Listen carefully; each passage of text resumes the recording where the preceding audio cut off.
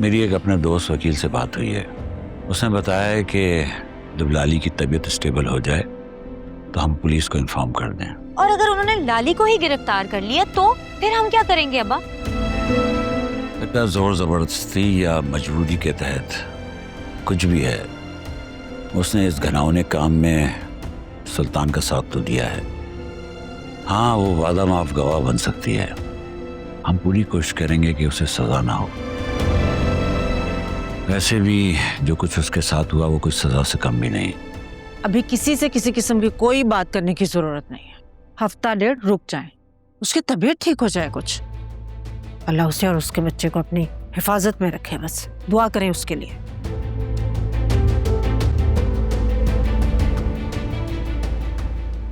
अस्सलाम वालेकुम दादी। वालेकुम अस्सलाम। आओ बैठो बेटा। आज जल्दी आ गई? बस घंटा पहले ही आई हूँ। बेटा, तुमसे एक बहुत जरूरी बात करनी है। जी दादी, सब खैरियत है? हाँ बेटा, सब खैरियत है। तुम्हारी वालदा से बात हुई थी, वो बहुत परेशान थी फिजा को लेकर। बस दादी, क्या ही कह सकती हूँ। कभी मोहल्ले वाले चले आते हैं, कभी खानदान वाले। जितने मुंह उतनी बातें। अम्मा पहले ही जोया की वजह से बहुत सेंसिटिव हो गई हैं। पता नहीं ये मसला कैसे हल होगा। देखो बेटा, इस मसले का एक ही हल है, फिजा और अकरम की शादी करा दें। दादी, इस घर में तो शादी के नाम से ही मुझे खौफ आने लगता है। अरे ऐसी क्या बात हो गई है, तुम परेशान नहीं हो। जैसे ही बच्ची का निकाह हो जाए फिर मैं फिजा के लिए भी बात करूंगी। आपने जुनैरा से बात की है? कैसी बात? निकाह के हवाले से। निकाह के हवाले से? मैं कुछ समझी नहीं। हाँ, मुझसे उसने बात तो की थी कि वो किसी को पसंद करती है, इस रिश्ते से वो राजी नहीं है, लेकिन मेरी समझ में कुछ नहीं आया। क्या तुमसे भी उसने कोई बात की है? छोड़ें इस बात को, मैं तो बस आपसे सलाम दुआ करने आई थी। नहीं बेटा, तुम मुझसे कुछ छुपा रही हो। तुम मुझे बता सकती हो, बताओ मुझे क्या बात है। जी, छुपा तो रही हूँ, लेकिन जिसका निकाह है वो ही जाने। मैं अगर कुछ कहूँगी तो फिर नौशीन आंटी को बुरा लग जाएगा। अरे कुछ नहीं कहेगी वो। वैसे भी वो कड़वा करेला हर वक्त खाती है, इसलिए कड़वी कड़वी बातें निकलती हैं मुंह से। पता नहीं मेरे बेटे हयात ने इसके साथ इतनी जिंदगी गुजारी कैसे। चलें दादी, इस पर फिर कभी रोशनी डालेंगे। अभी मैं चलती हूँ।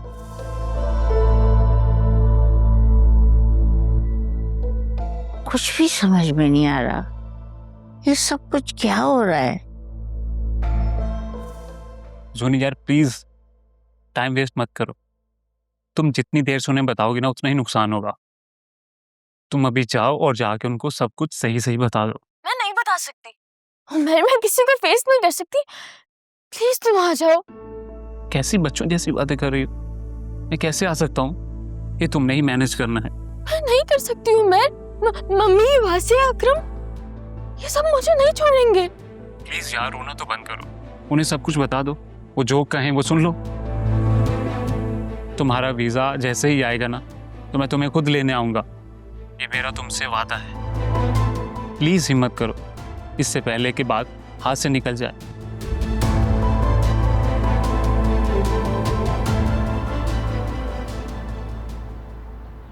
अकरम, तुमने जो वीडियो फैमिली ग्रुप में डाली है ना फिजा की, अरे क्या देख के मेरा तो दिल खुश हो गया। क्या बहादुर लड़की है भाई, लड़कियों को ऐसा ही होना चाहिए, बहादुर। माशाल्लाह माशाल्लाह। दादी सारा सोशल मीडिया उसे अप्रिशिएट कर रहा है। 2-4 लोग और आ गए हैं। सुल्तान ने किसी को ब्लैकमेल किया है, किसी को उसने कारोबार के नाम पे उससे पैसे लिए हैं। इंशाल्लाह इस बार वो लंबा जेल जाएगा। अच्छा है ना, 25-30 साल तक जेल में सड़े हो। अरे इससे भी ज्यादा रह जाए कमबख्त मारा। जो लोगों की जिंदगी को तबाह कर रहा है उसको तो बाहर निकलना ही नहीं चाहिए बेटा। मैं हूं तो अंदर ही रखूं, उसको बाहर ना निकालूं। कम बात। अरे नौशीन, तुम बड़ी खामोश बैठी हो। तुम्हें खुशी नहीं हुई? नहीं, बिल्कुल भी नहीं। मुझे ऐसी बेबाकियां पसंद नहीं है लड़कियों की। वो ये वीडियो बनाकर पूरी दुनिया के सामने तो हीरो बन सकती है, मेरे सामने नहीं। और तुम भी ना ये फिजा नामा जरा कम कर दो। मुझे वो लड़की एक आंख नहीं भाती। भाई हीरो हीरो होता है, कोई माने या ना माने। खैर मैं चलता हूँ, मुझे जरा दोस्त से जरूरी काम। अरे बेटा, इतनी खुशी के मौके पर खाना तो खा के जाओ। नहीं लाती, मम्मी की बातों से पेट भर गया। तौबा है, ये ड्रामेबाजियां ना मेरे सामने मत किया करो। होगा इसका अपने दोस्तों के साथ पिज्जा बर्गर खाने का प्लान और मुझ पे डाल रहा है। जाते हुए अपनी बहन से कहते जाना मेरे कमरे में आके मुझसे मिले, मुंह लपेटे पड़ी रहती है।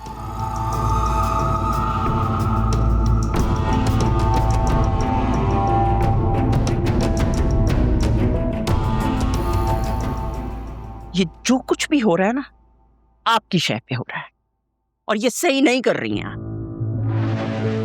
जो मैं कर रही हूँ ना, उसके बाद तुम देखना सब कुछ सही हो जाएगा। माशाल्लाह माशाल्लाह। आपसे तो बहस करना ही बेकार है। उफ अल्लाह, इसके मत्थे तो कोई नहीं लग सकता भाई।